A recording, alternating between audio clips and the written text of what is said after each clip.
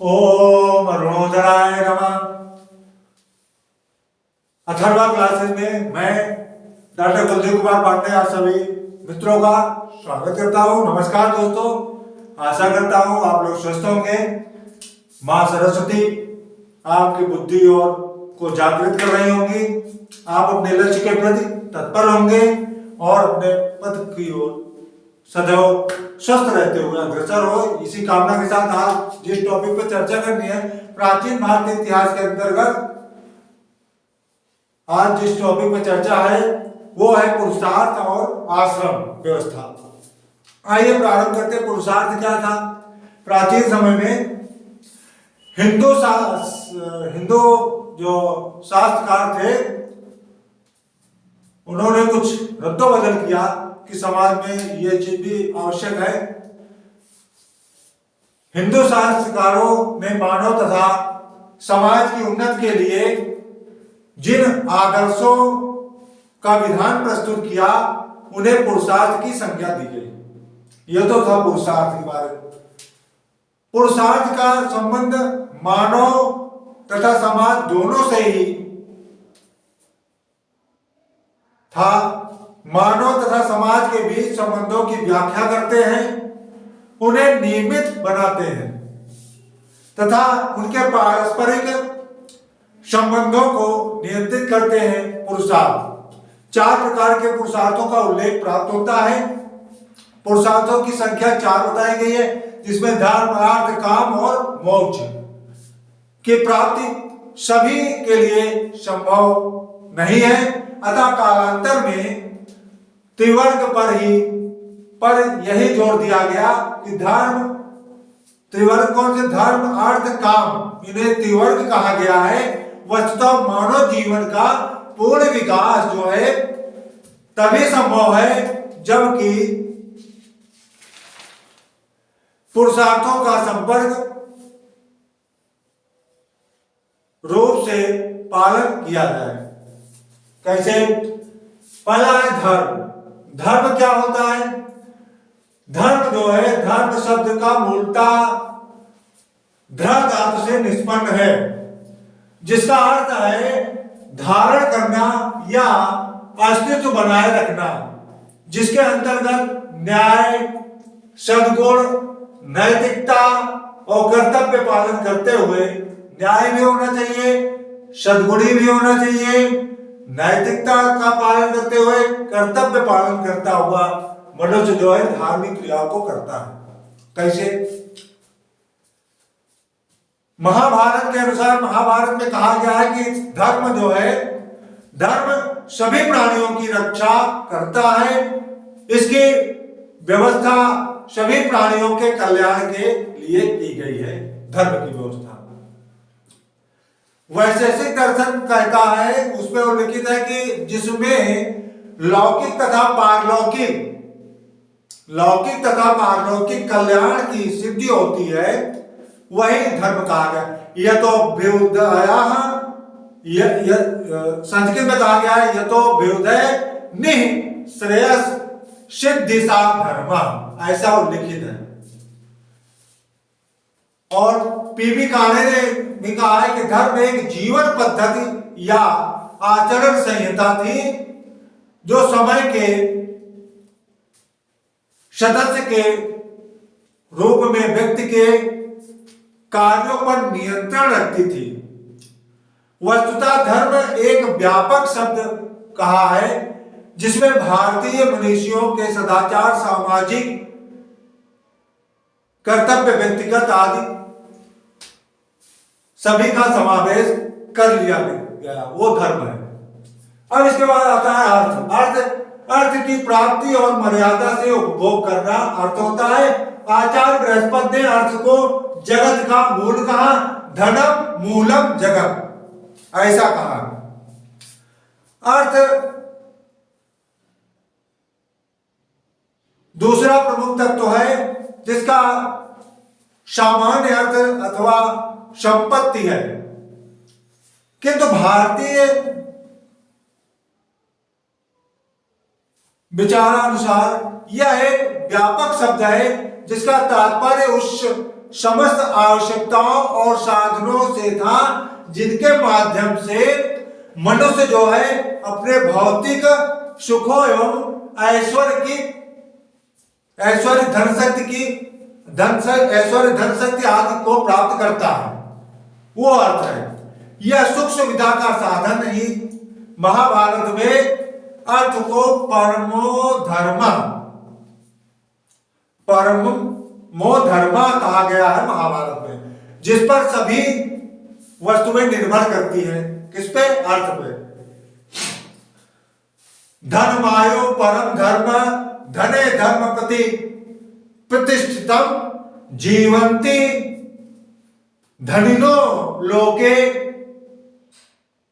मर्ताए एवं धन नरा, ऐसा कहा गया। अर्थात में इसे प्रधान तब निरूपित किया गया किंतु अर्थ की महत्व को स्वीकार करते हुए भी उसे धर्मालीन बताया गया। मनु ने अपने शब्दों में कहा अर्थ के बारे में कि धर्म विरुद्ध अर्थ तथा काम का त्याग कर देना चाहिए। इसके बाद आता है काम। काम क्या है? काम जो है धर्माचरण व सृष्टि के विकास हेतु संतानोत्पत्ति करना काम कहा जाता है।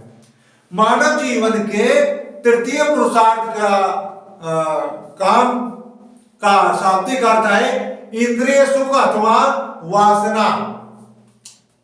कोटि महाभारत के अनुसार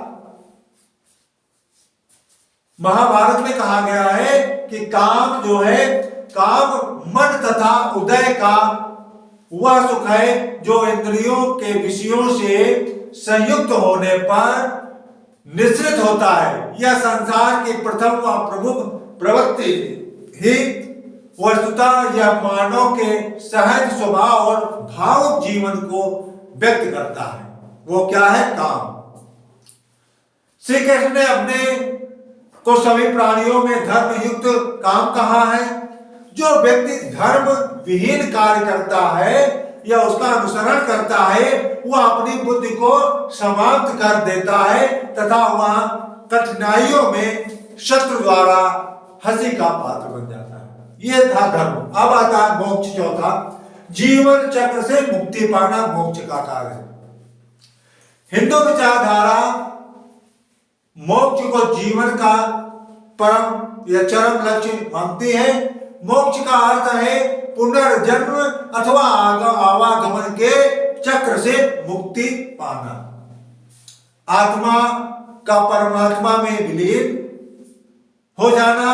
आत्मा अजर अमर एवं परमात्मा का ही अंश है। शरीर बंधन का कारण है। संसार जो है, संसार माया जाल है।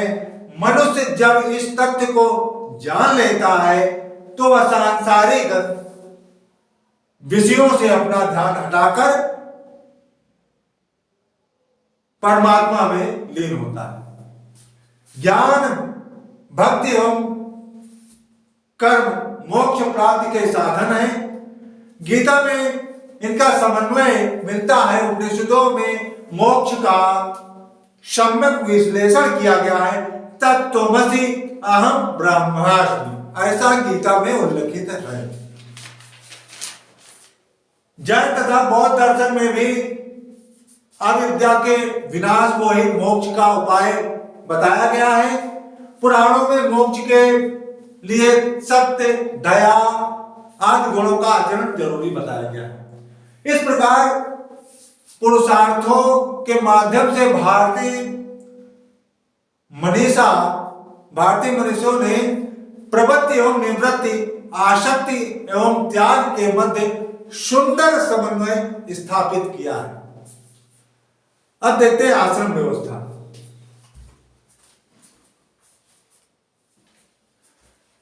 आश्रम व्यवस्था क्या है? आश्रम व्यवस्था के अंतर्गत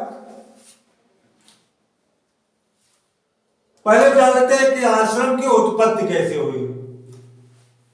हिंदू सामाजिक संगठन के दो मूल आधार थे। कौन कौन से? पहला था वर्ण व्यवस्था और दूसरा आश्रम व्यवस्था।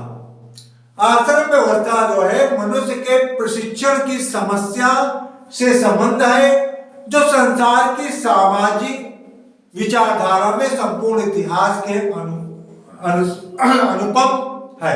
इतिहास में अनुपम है। हिंदू व्यवस्था में प्रत्येक मनुष्य का जीवन एक प्रकार के प्रशिक्षण तथा आत्मानुशासन का ही इस प्रशिक्षण के दौरान उसे 4 चरणों से होकर गुजरना पड़ता था। वस्तुतः ये आश्रम प्रशिक्षण की 4 अवस्थाएं हैं। आश्रम की उत्पत्ति कैसे हुई देख लेते हैं। श्रम धातु से हुई, जिसका अर्थ है परिश्रम या प्रयास करना। इस प्रकार आश्रम वे स्थान है जहां प्रयास किया जाता है। आश्रम वे स्थान है जहां प्रयास किया जाता है। प्रभु के अनुसार प्रभु ने कहा कि आश्रम जीवन की यात्रा में एक विश्राम स्थल का कार्य करते हैं, जहां अंगों की यात्रा के लिए तैयारी की जाती है। जीवन का चरम लक्ष्य मोक्ष की प्राप्ति है, ऐसा प्रभु ने कहा। आश्रमों की संख्या 4 बताई गई है। सर्वप्रथम उत्तर वैदिक काल में आश्रम व्यवस्था स्थापित हुई, जिनमें छांदोग्य उपनिषद में केवल 3 प्रकार के आश्रमों का उल्लेख प्राप्त होता है। सर्वप्रथम जावालो उपनिषद में 4 आश्रम बताए गए हैं। जावालो उपनिषद में 4 प्रकार के आश्रमों का उल्लेख है। और 4 प्रकार के आश्रम कौन कौन से हैं? ब्रह्मचर्य, गृहस्थ, वानप्रस्थ और संन्यास। इन चारों सोपानों से मानव अपने कर्तव्यों को करता हुआ मोक्ष की प्राप्ति के लिए तत्पर रहता है।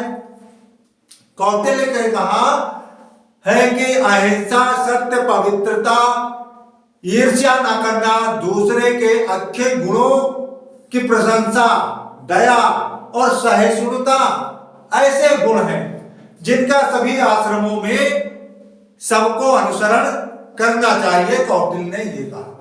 राजा को उन सबको दंड देना चाहिए जो अपने आश्रमों के कर्तव्यों का पालन नहीं करते, क्योंकि वर्णाश्रम व्यवस्था न रहने से समाज में अव्यवस्था फैल सकती है और संसार नष्ट हो सकता है।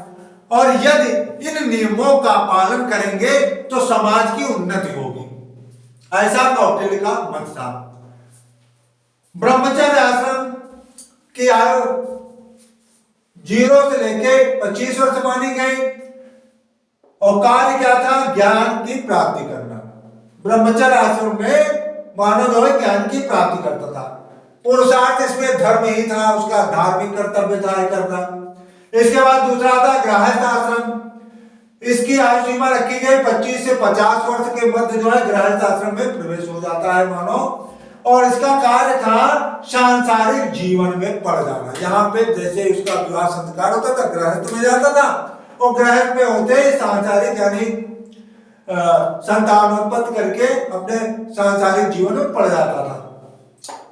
और यहाँ पे अर्थ व काम दोनों ही, काम का मतलब है संतानोत्पत्ति करना, अर्थ का मतलब आर्थिक भौतिक सुख सुविधा की व्यवस्था करना। इसके बाद तीसरा आता है वानप्रस्थ आश्रम, जिसकी आयु सीमा 50 से 75 वर्ष। और यहाँ पे मानव का कार्य ईश्वर ध्यान में रहना, मोक्ष की प्राप्ति होगी तभी जाके। चौथा आश्रम है संन्यास आश्रम। 75 से 100 वर्ष का समय संन्यास आश्रम को माना गया है, जिसमें मानव जो है, जो उसका कार्य होता है मोक्ष हेतु तपस्या करता है और पुरुषार्थ इसका होता है कि मोक्ष प्राप्त करना। ब्रह्मचर्य आश्रम धार्मिक, ज्यादा डिटेल में नहीं जा सकता हूं, लेकिन ब्रह्मचर्य आश्रम के अंतर्गत इसका अर्थ है कि ब्रह्मचारी शब्द ऋग्वेद से लिया गया है, या वहां उल्लिखित है कि ब्रह्मचर्य काल 25 से, तो अभी बताया 0 से 25 तक माना जाता है। यह बालक का अध्ययन का काल माना जाता है। ब्रह्मचर्य 2 शब्दों से मिलकर बना है, ब्रह्म और चर्य। ब्रह्मचर्य जो है दो शब्दों से मिलकर बना है। इससे ब्रह्म और चर्य से ब्रह्म का अर्थ है महान और चर्य का अर्थ है विचरण करना, अर्थात शाब्दिक अर्थ में कह सकते हैं कि महानता के मार्ग पर चलना। महानता के मार्ग पर चलना। इस आश्रम में बालक को ब्रह्मचारी के रूप में संयम एवं साधना से जीवन व्यतीत करना पड़ता था। गायत्री मंत्र से स्पष्ट है कि ब्रह्मचर्य आश्रम में विद्यार्थी के प्रमुख उद्देश्य बुद्धि का विकास और चरित्र का निर्माण किया जाता था। ब्रह्मचर्य आश्रम के अंदर इसी समय उपनयन संस्कार भी होते थे। ब्राह्मण, क्षत्रिय, वैश्य के लिए अलग अलग उपनयन संस्कार थे। जब उपनयन संस्कार होते थे तभी वो शिक्षा के पात्र माने जाते थे। बालक यहां से उनकी शिक्षा दीक्षा ब्रह्मचर्य का पालन करते हुए, गुरु की आज्ञा का पालन करते हुए, अपने कर्तव्यों को निभाते हुए शिक्षा ग्रहण करते थे गुरुकुलों में रह के। बहुत अधिक दृष्टांत है जिसका पूर्ण रूप से यहाँ चर्चा नहीं कर सकता हूं। इसके बाद आता है गृहस्थ आश्रम। गृहस्थ आश्रम जो होता है, जब विद्या समाप्त हो जाती है, ब्रह्मचर्य की शिक्षा समाप्त हो जाती है बालक की, फिर वो आ जाता है गृहस्थ आश्रम में प्रवेश करता है। शिक्षा समाप्त होने के बाद ब्रह्मचर्य के बाद यह दूसरा गृहस्थ आश्रम होता है जिसकी समय सीमा मैंने बताया 25 से 50 वर्ष की होती है। ब्रह्मचारी जब विद्या समाप्ति कर घर लौटता था तो उसे समावर्तन कहते थे। संस्कारों में मैंने समावर्तन के बारे में बताया है। यहाँ पे समावर्तन होता था उसका। इसके बाद वह ब्रह्मचर्य व्रत से मुक्त होने पर के लिए स्नान करता था तो स्नातक कहलाता था। स्नातक विवाह करके गृहस्थ में प्रविष्ट होने का अधिकारी माना जाता था। इसके पश्चात जब गृहस्थ में उसका विवाह संस्कार बाद गृहस्थ में प्रवेश हो गया, फिर उसको पुत्रोत्पत्ति के यत्न करने पड़ते थे और अपनी पीढ़ी को बढ़ाने के लिए संतानोत्पत्ति करता था। परिश्रमी, उपयोगी और योग्य नागरिक बन जाता था अपने कर्तव्य को पूर्ण करते हुए। गृहस्थ आश्रम में ही रह के वो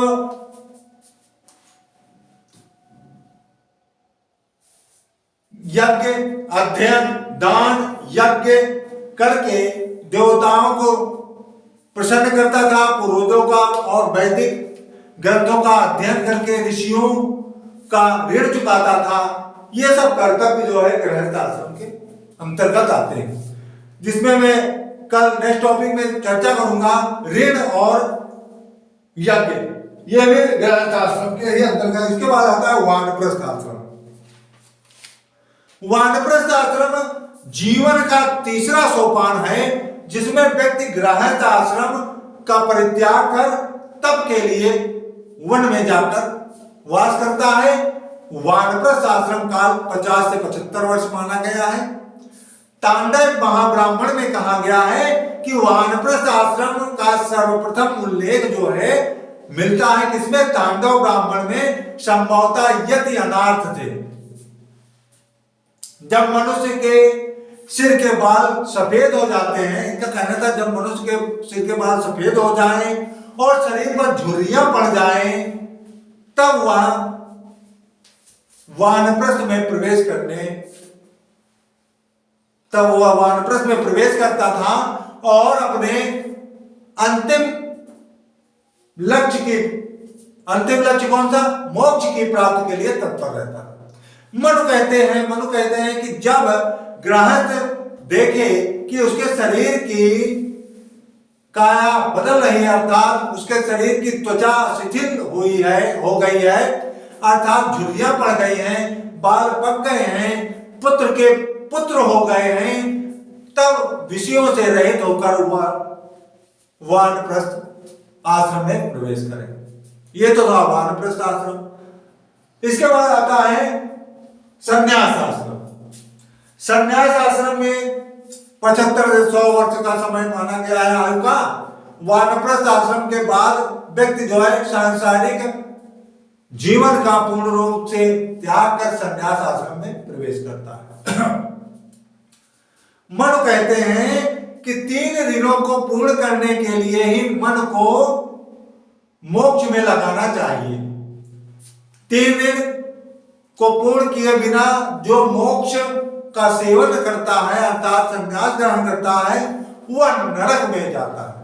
मनु कहते हैं कि सन्यासी के कर्तव्य क्या है। इन्होंने बताया कि सन्यासी जो होता है, सन्यासी की प्राप्ति का मुख्य लक्ष्य मोक्ष प्राप्त करना है, दूसरा परमात्मा का चिंतन करना है और तीसरा है अपने निर्वाह के लिए वह दिन में मात्र एक बार भिक्षा मांगे। भिक्षा मांग सकता है केवल अपने निर्वाह के लिए एक बार। चौथा है कि उसे अपनी इंद्रियों पर कठोर नियंत्रण रखना पड़ता था। इसके लिए संभव होना किसी प्राणी से कभी दोष नहीं करना, प्रेम भाव रखना, कुप्रभाव का पूर्णतः त्याग करना अनिवार्य था। महाभारत में भी कहा गया है संन्यास के लिए कि सन्यासी को अहिंसा, शक्ति, ब्रह्मचर्य, संतोष, परिग्रह, तप, स्वाध्याय, ईश्वर ध्यान आदि में लीन रहना चाहिए। गीता में भी कहा गया है कि सन्यासी को किसी से दोष नहीं करना चाहिए तथा सदा एवं सादगी का जीवन व्यतीत करना चाहिए, सदैव सादगी का जीवन व्यतीत करना चाहिए, गीता में कहा गया। इस प्रकार हम देखते हैं कि कठोर तपस्या एवं काया क्लेश, भूख प्यास की परवाह न करके केवल परम तत्व का चिंतन करने में अपना समय बिताता था तथा यज्ञ का त्याग करके ईश्वर को प्रयत्न करता था, ईश्वर को प्राप्त करने का। और संन्यास आश्रम में सन्यासी के केवल मोक्ष की प्राप्ति करते थे और परम पद प्राप्त कर लेते थे। यह था आज का टॉपिक। कल नेक्स्ट टॉपिक में जो चर्चा करेंगे वो रहेगा 3 ऋण और पंच यज्ञ के बारे में। धन्यवाद दोस्तों, नमस्कार। नेक्स्ट टॉपिक में फिर से चर्चा करेंगे, तब तक के लिए नमस्कार, धन्यवाद।